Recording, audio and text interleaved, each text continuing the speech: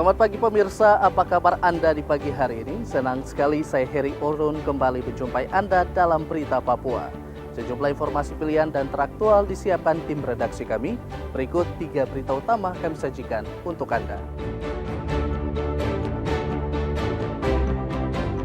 8 warga Papua Nugini diringkus imigrasi karena tidak memiliki dokumen tinggal di Jayapura.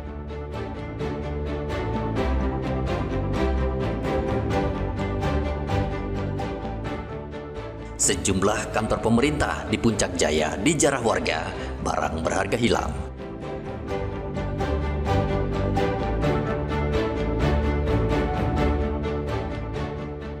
Ratusan umat Katolik di Mimika mengikuti misa perayaan Hari Kenaikan Tuhan Yesus Kristus.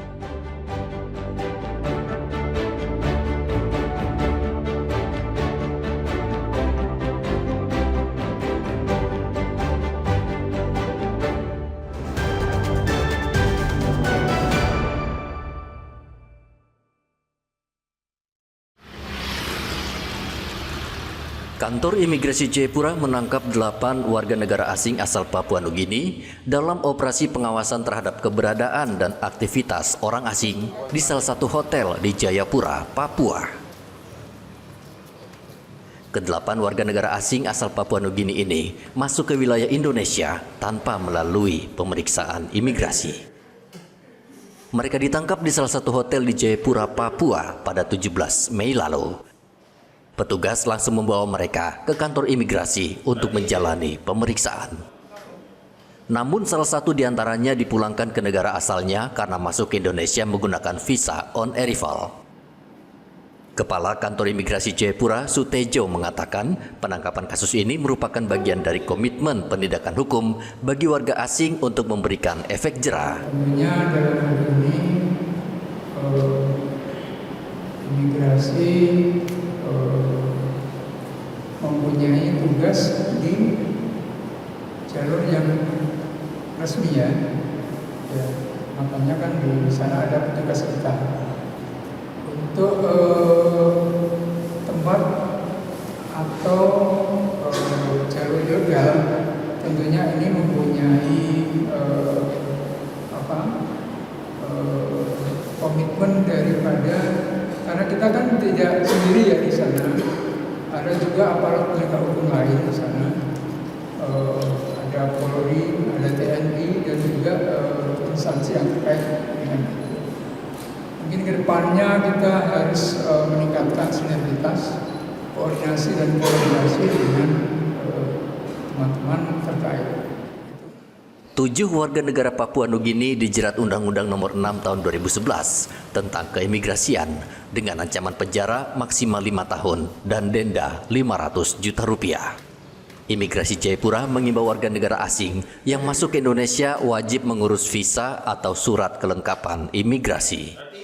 Dari Jayapura, Papua, Hendra melaporkan.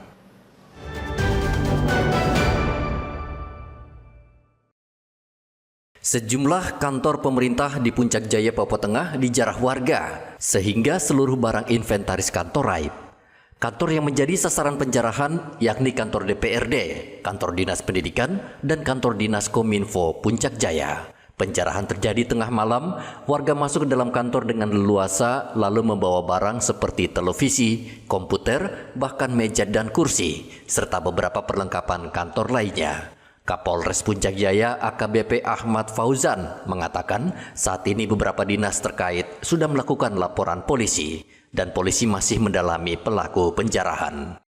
Terkait kejadian pembobolan dan penjarahan yang terjadi pada tanggal 26 kemarin adalah pembobolan kantor Bupati Puncak Jaya, tepatnya di ruangan Kominfo dan di ruangan Zoom meeting di Kominfo. Untuk saat ini pihak terkait yang mengalami kerugian sudah membuat laporan polisi dan sudah menghitung berapa nilai kerugian dan apa-apa saja barang yang dicuri.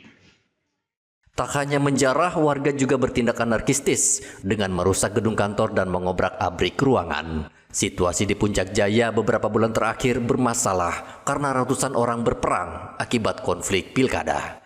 Konflik pilkada saat ini sudah selesai karena sudah terjadi perdamaian dua kandidat pada awal bulan lalu.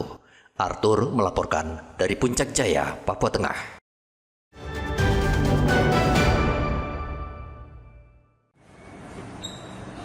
Sidang lanjutan kasus korupsi dana Pekan Olahraga Nasional Papua kembali digelar di Pengadilan Negeri Jayapura pada hari Rabu. Jaksa penuntut umum Natalia Rahma dan Zulhan Tanjung membacakan tuntutan terhadap 4 orang yang didakwa terlibat dalam penyalahgunaan dana penyelewengan ajang olahraga terbesar di Indonesia tersebut. Terdakwa pertama, Vera Parinusa, selaku koordinator venue, dituntut 4 tahun penjara. Kedua, terdakwa Reki Ambrau yang menjabat sebagai koordinator bidang transportasi dituntut 2 tahun penjara. Sementara itu, Theodorus Rumbiak yang menjabat bendahara umum pengurus besar PON dituntut hukuman 11 tahun penjara. Dan yang paling berat adalah Roy Letlora, bidang promosi PON, dituntut 16 tahun penjara. Keempat terdakwa menurut jaksa penuntut umum telah merugikan keuangan negara hingga 200 miliar rupiah lebih. Selama proses persidangan, lebih dari 150 saksi telah dihadirkan. Beberapa di antaranya bahkan menyebut nama-nama lain yang diduga turut terlibat. Banyak yang dikorupsi ya? Kalau ada 4, ada tahun, ada 16. Dengan kerugian negara Mempengaruhi ya? Siap. Oke. Mereka semua ditahan? Semua ditahan Atau dari ada awal. yang ditangguhkan? Nggak ada? Tidak ada yang pernah ditangguhkan. Semua dari awal penyidikan sudah ditahan. Sementara itu pengacara terdakwa menanggapi tuntutan jaksa dan akan melakukan pembelaan pada pekan depan. Prediksi saya itu 8 tahun. Gitu. Kalau kita bisa begitu, terus dia belum hitung tadi itu, harus hitung. Dari tuntutan yang dia itu tuh ada pengembalian yang dilakukan oleh itu, oleh Terdakwanya? bukan konsultan manajemen terhadap duit terdakwa yang dikatakan tadi korupsi. Kan dikembalikan 13 miliar itu dengan pajak itu. Harus diperhitungkan, bukan begini dia punya itu harusnya, toh. Harus disebutkan di dalam itu, di dalam dalam petitungan bahwa uang ini telah dikembalikan sekian, harus begitu. Tapi bagus ini. Yang kami nggak bisa itu, Roy terlalu tinggi itu, 25 tahun di dalam, Bah. Ya. 16 tahun ya? 16 tahun. Roy tadi. Boy itu ibu lihat dulu, kan ada dendanya kalau dia tidak jalani. Sidang akan dilanjutkan dengan agenda pembelaan dari tim kuasa hukum masing-masing terdakwa pada tanggal 4 Juni mendatang. Korupsi PON Papua terkuak setelah Kejaksaan Tinggi Papua menemukan penggunaan dana yang tidak sesuai peruntukan dan pertanggungjawabannya tidak jelas. Rian Tonai melaporkan dari kota Jayapura, Papua.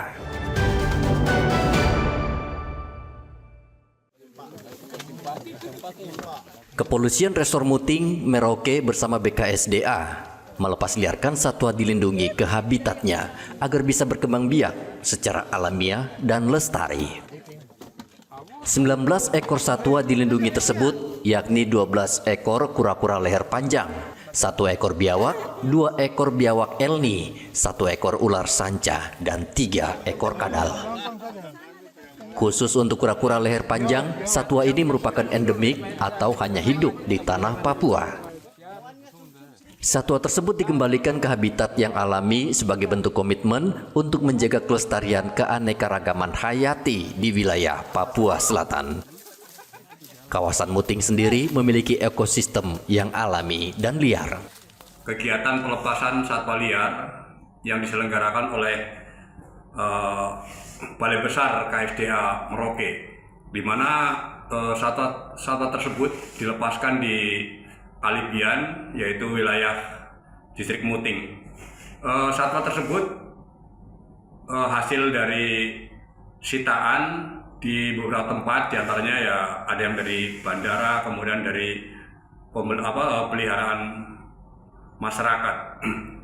Hal tersebut dilakukan untuk menjaga kelestarian satwa endemik Papua, khususnya untuk yang di Merauke. Satwa tersebut hasil sitaan petugas BKSDA dan polisi dari tangan warga yang mencoba menyelundupkannya keluar kota Merauke. Satwa selundupan biasanya diperjualbelikan secara ilegal di pasar gelap. Muhammad Ridwan melaporkan dari Merauke, Papua Selatan.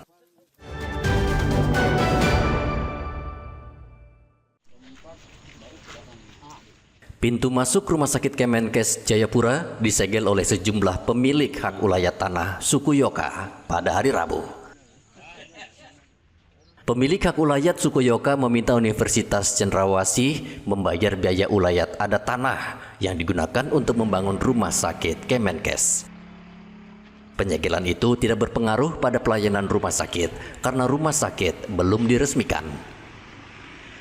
Ondofolo Kampung Yoka Riki David Membri meminta biaya ganti rugi sebesar 64 miliar rupiah atas penggunaan lahan seluas 6 hektar dan meminta Kementerian Kesehatan menerima anak asli Papua bekerja di rumah sakit itu. Belum ada kesepakatan ini dari pihak Punceng, minta mereka musyawarah jam 10 atau jam 11 ini mereka ada balik, kami di sini tunggu hasil pertemuan mereka, Pak. Dan tadi juga kami sudah sampaikan sesuai dengan tulisan kami, batasan waktu itu kami tidak bisa berikan sebelum ada jawaban pasti. Tuntutan kami yang pasti baru kami bisa buka palang ini. Yang tadi kami ada pertegas untuk mereka musyawarah hal ini. Perwakilan Universitas Cendrawasih Jayapura saat dimintai keterangan usai mediasi dengan pemilik lahan enggan memberikan keterangan dengan alasan persoalan ini akan dirapatkan terlebih dahulu.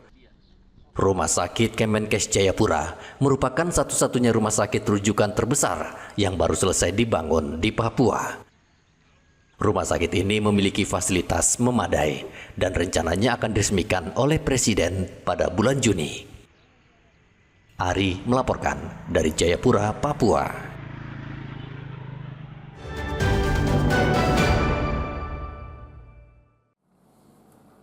Tenaga bidan yang bertugas di sejumlah kawasan terpencil di kawasan Papua Selatan banyak yang tidak kuat. Mereka akhirnya meninggalkan tempat bertugas. Banyak faktor yang memicu kondisi ini, salah satunya fasilitas yang sangat minim, semisal kurangnya pasokan air bersih, infrastruktur jalan yang minim, dan transportasi yang sulit. Para bidan ini bertugas di puskesmas pembantu dan puskesmas terpencil. Keberadaan mereka sangat penting karena merupakan ujung tombak pelayanan kesehatan bagi masyarakat miskin dan terisolir. Wakil Gubernur Papua Selatan Paskalis Imadawa mengatakan para bidan menjalankan tugas mulia namun tidak didukung fasilitas yang mumpuni. Juga sekarang kan para bidan mereka juga kurang betah tugas dan mereka tinggalkan tempat tugas karena sarana air bersih itu juga memang sama sekali tidak terjangkau, sarana air bersih apalagi jalan transportasi. Jadi untuk mereka ke sana juga cukup mahal biaya transportasi jalannya. Lalu akses listrik itu kan bisa menjamin untuk pelayanan juga bisa sistem digital begitu. Tapi sekarang untuk listrik juga belum sampai ke kampung-kampung. Dan kita pemerintah juga mengakui itu. Kita sangat mengakui itu. Bahwa mereka petugas juga tidak betah karena memang penyediaan sarana kesehatan baik itu yang sarana penunjang utama di puskesmas atau di pustu itu juga tidak tersedia dengan baik. Paskalis berjanji akan membangun fasilitas dan sarana yang lebih baik agar tenaga kesehatan maupun guru yang merupakan profesi mulia bisa bekerja dan melayani masyarakat. Muhammad Ridwan melaporkan dari Merauke, Papua Selatan.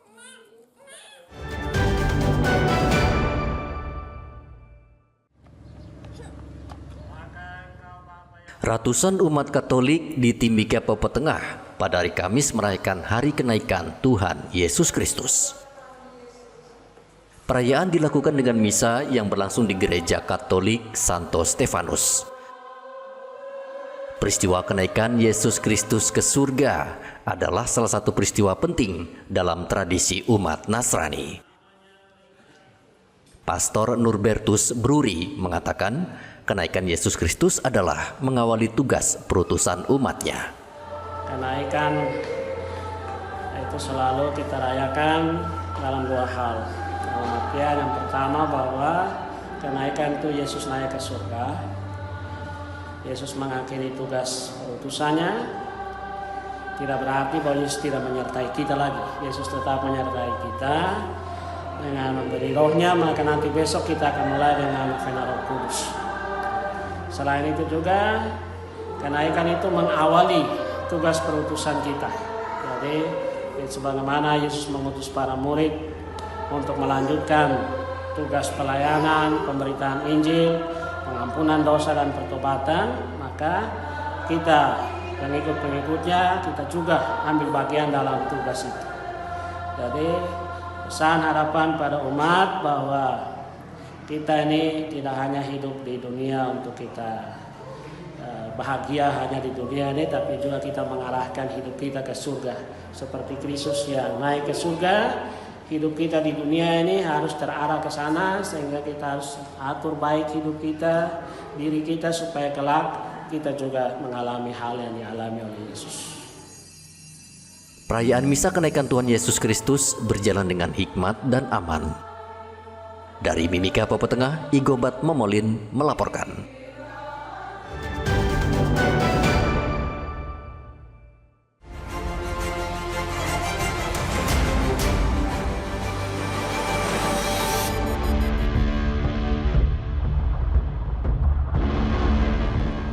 Dua pengedar ganja yang nekat kabur dengan menggunakan sepeda motornya saat akan ditangkap, dikejar oleh polisi.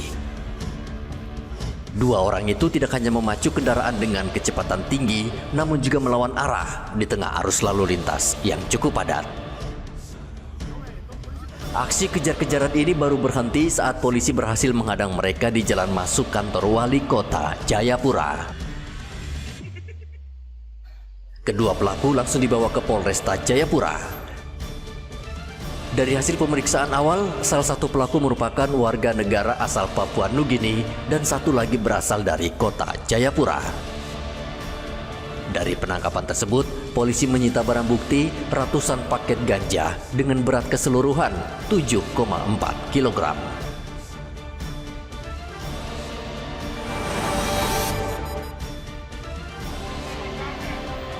Puluhan mahasiswa menggelar unjuk rasa di Gapura kampus Universitas Cendrawasih, Waena, kota Jayapura. Sambil berorasi, mahasiswa meminta Kejaksaan Tinggi segera menjidangkan kasus pembunuhan Tobias Silak. Polisi membantu mahasiswa dengan menyiapkan kendaraan bak terbuka agar mereka menyampaikan tuntutan ke Kejaksaan Tinggi. Di Kejaksaan Tinggi, mahasiswa tidak bisa masuk karena dihalangi oleh aparat. Perwakilan Kejaksaan Tinggi menemui mahasiswa dan berjanji akan transparan dengan kasus pembunuhan Tobias Silak.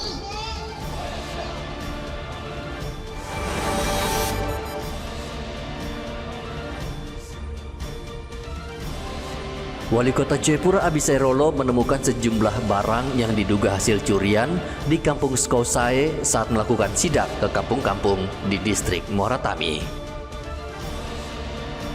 Barang mencurigakan tersebut antara lain satu sepeda motor dan senapan angin. Selain itu, Wali Kota juga menangkap belasan warga negara Papua Nugini yang tidak mengantongi dokumen resmi. Wali Kota menduga temuan ini bisa menjadi indikasi peredaran narkoba di kampung tersebut. Abisairolo meminta polisi segera bertindak dan memulangkan belasan warga Papua Nugini.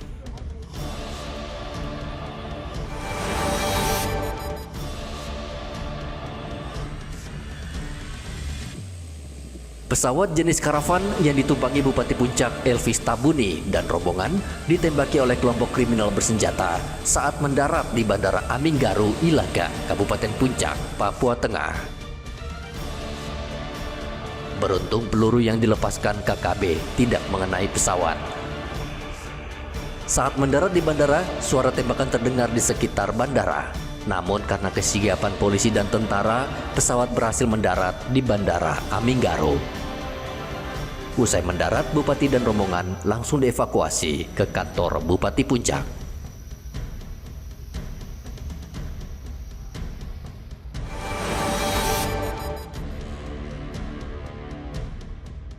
Kepolisian Resor Sarmi mengejar pelaku berinisial RD yang diduga menganiaya calon mertua dan calon istrinya. Akibat beratnya luka penganiayaan tersebut, sang calon ibu mertuanya tewas. Selain membunuh calon ibu mertua, Rizal juga menganiaya calon ayah mertua dan calon istrinya di Kampung Ebram, distrik Sarmi Timur. Belum diketahui secara pasti motif penganiayaan itu. Saat ini polisi masih mengejar pelaku yang diduga telah melarikan diri ke wilayah Jayapura.